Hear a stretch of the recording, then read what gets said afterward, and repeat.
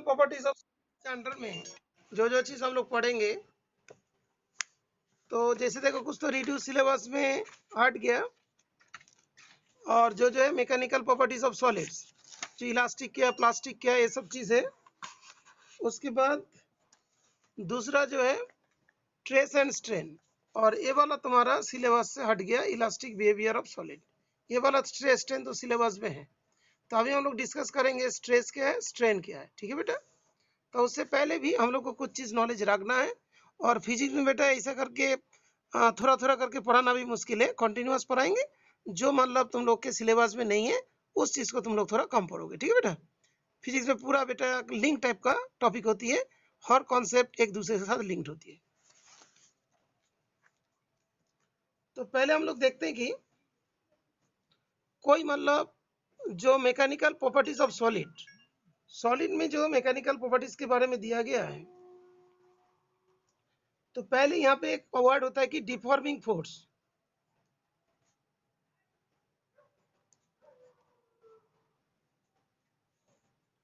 कोई मतलब solid body है, यहाँ पे मतलब कोई रॉड है, लाइक दैट सॉलिड बॉडी है। इसका शेप जो है, इसका साइज तो एकदम फिक्स्ड होती है, शेप एंड साइज ये सब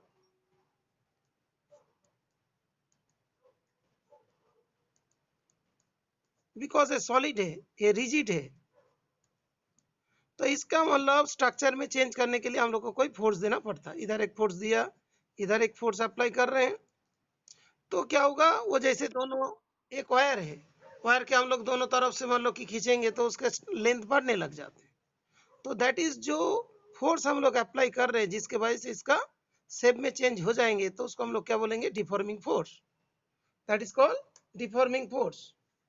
तो डिफॉर्मिंग फोर्स का डेफिनेशन क्या होगा,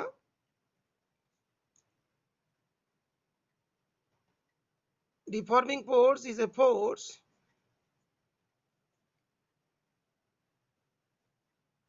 which when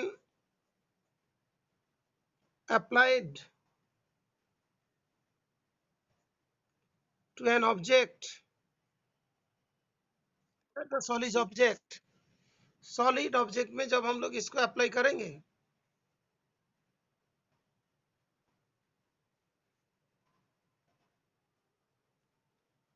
then is a force which when applied to an object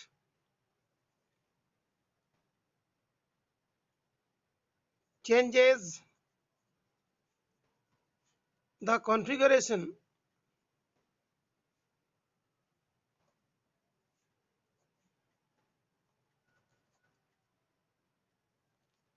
of the object। तो जैसा वही है कि मान लो जब कोई फोर्स हम लोग अप्लाई किया टू एन ऑब्जेक्ट में, is a force which when applied to an object changes the configuration of the object, object का कॉन्फ़िगरेशन में चेंज किया। जैसे मान लो कोई स्प्रिंग था, इसके इधर पे दोनों तरफ फोर्स दिया, तो क्या होगा, उसका लेंथ बढ़ गया, एक्सटेंड हो गया, लाइक दैट, उसे छोड़ दिया, फिर वापस आ गया। ओके, एक वर्ड होता है कि जब भी मान लो मैकेनिकल प्रॉपर्टीज ऑफ सॉलिड हम लोग पढ़ेंगे, तो प्रॉपर्टीज का जो सॉलिड है वो तो जानते हैं रिजिड है, लेकिन यहाँ पे जो चीज हम लोग को पढ़ना है कि बाहर से फोर्स अप्लाई करने के बाद उसमें क्या क्या चेंजेस आएगा। और एक चीज होता है इलास्टिसिटी, कुछ टर्म्स हम लोग को जानना है। Elasticity, the property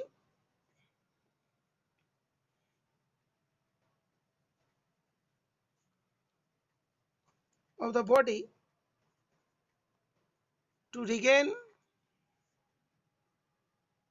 its original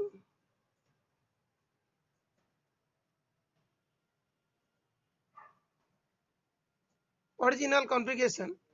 okay, उसके ओरिजिनल कॉन्फ़िगरेशंस को हम लोग को रिगेन करना है when deforming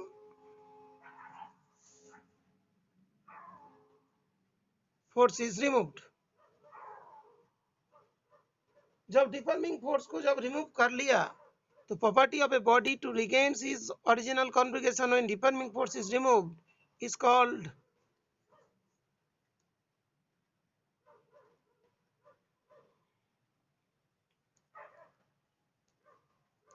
इलास्टिसिटी, ठीक है ना, इसका इलास्टिसिटी। तो इस जगह पे मान लो हम लोग के दो चीज के बारे में ध्यान रखना है। डिफॉर्मिंग फोर्स अप्लाई करेंगे तो वो उसके कॉन्फ़िगरेशन में चेंज होगा। हाई मान लो कि डिफॉर्मिंग फोर्स हटाने के बाद वो अपने पोजीशन में वापस आ रहा है, तब तो उसको हम लोग क्या बोलेंगे, इलास्टिसिटी प्रॉपर्टी। तो इलास्टिसिटी प्रॉपर्टी वो प्रॉपर्टी होता है जिसके वजह से डिफॉर्मिंग फोर्स हटाने के बाद बॉडी अपना पोजीशन को रिगेन करते हैं। तो ये दोनों पार्ट हम लोग को ध्यान रखना है। उसके बाद एक होता है कि इलास्टिसिटी, जैसे देखो एक तो बॉडी में फोर्स दे रहे हैं, नहीं तो स्प्रिंग वाला केस को ले लेते हैं।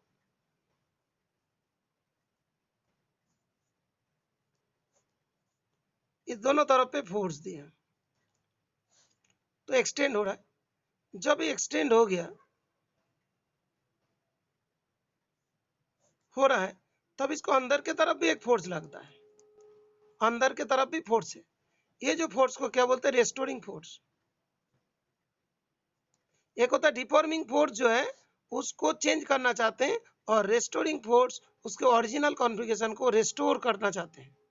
That is called restoring force.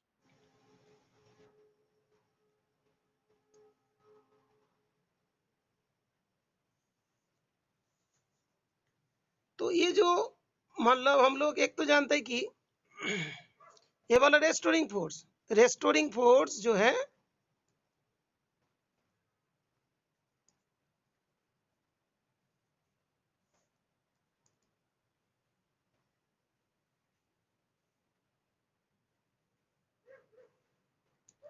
is the internal force which opposes the deforming force। Deforming force को अपोज करते हैं। Restoring force is the internal force which opposes the deforming force. Deforming force को oppose करने वाले को क्या बोलते हैं, रेस्टोरिंग फोर्स कहते हैं। अभी देखो एक तो हम लोग बोलेंगे ट्रेस। ट्रेस क्या होगा, रेस्टोरिंग फोर्स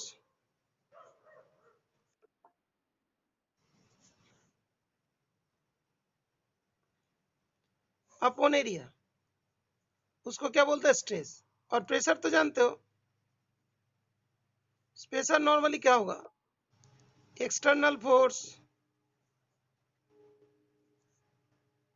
अपॉन एरिया, मतलब deforming force upon area. Deforming force upon area उसको हम लोग क्या बोलते हैं, प्रेशर।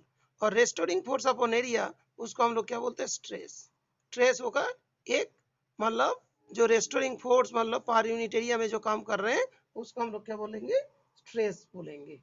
Okay, understood. तो ये चीज तुम लोग का भी क्लियर होना चाहिए, deforming force, restoring force, elasticity as well as stress. ठीक है, 4 पॉइंट क्लियर हो गए बेटा। एक बार फिर से और एक बार बताता हूँ। जैसे कोई सॉलिड ऑब्जेक्ट है, वो तो अपना शेप को चेंज करना नहीं चाहते हैं। हाँ बेटा बता रहा हूँ, एक सॉलिड ऑब्जेक्ट है, एक्चुअली सुन लो, चैप्टर का नाम है mechanical properties of solid. Solid का ये प्रॉपर्टीज के बारे में यहाँ पे पढ़ेंगे, that is the elastic property of the solid. उसके लिए हम लोग को कुछ टर्म्स जानना जरूरी होती है। ओके, टर्म्स जानना जरूरी होती है। ओके, तो नंबर 1 क्या होता है, डिफॉर्मिंग फोर्स। कोई मान लो ऑब्जेक्ट है, उसके ऊपर हम लोग फोर्स अप्लाई किया और उसकी वजह से उसका शेप में चेंज हो गया, तो उसको हम लोग क्या बोलेंगे, उस फोर्स को deforming force. Deforming force externally use कर रहे हैं, उसके वजह से उसका शेप साइज किसी में चेंज होने लग जा रहा है, that is called deforming force. जैसे मान लो कि हमने स्प्रिंग में डिफॉर्मिंग फोर्स अप्लाई किया, तो अंदर भी एक फोर्स एक्ट करेगा जो एक्सटेंशन से फिर वो कंप्रेस होने लग जाते हैं। बाहर का फोर्स छोड़ देंगे तो अंदर कंप्रेस हो जाएंगे, तो अंदर की तरफ एक फोर्स लगते हैं जो इंटरनल फोर्स, उसको क्या बोलते हैं, रेस्टोरिंग फोर्स। अभी वो जो रेस्टोरिंग फोर्स अपॉन एरिया उसको क्या बोलते हैं, stress. Restoring force upon area उसको बोलते हैं स्ट्रेस, और जो deforming force upon area normally उसको हम लोग प्रेशर कहते हैं। और यहाँ पे ये प्रॉपर्टी हम लोग को पढ़ना है। कोई भी सॉलिड ऑब्जेक्ट है जैसे स्प्रिंग है, उसके रेस्टोरेंट मतलब डिफॉर्मिंग फोर्स हटा दो, वो अपने पोजीशन में वापस आ जाते हैं। तो सॉलिड का एक प्रॉपर्टीज होती है जिस प्रॉपर्टी के वजह से डिफॉर्मिंग फोर्स हटने के वजह से वो अपना पोजीशन वापस आ जाते हैं, उसको बोलते हैं इलास्टिक प्रॉपर्टी। फॉर एग्जाम्पल तुम लोग का भी इलास्टिक प्रॉपर्टी है।